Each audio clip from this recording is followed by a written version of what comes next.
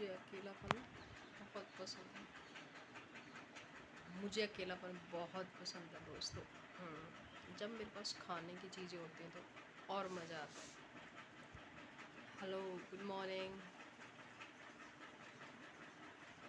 दिखाऊं क्या क्या है मेरे पास? दिखाते देखो, ये है आम पन्ना, मैंने घर में बनाया हुआ है।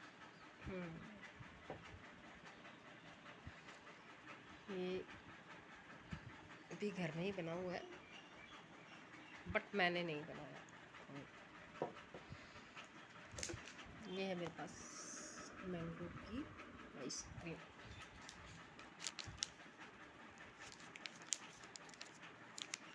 Light of.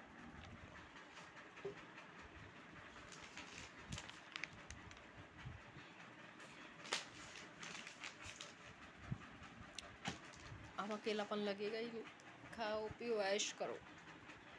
है ना? चलो।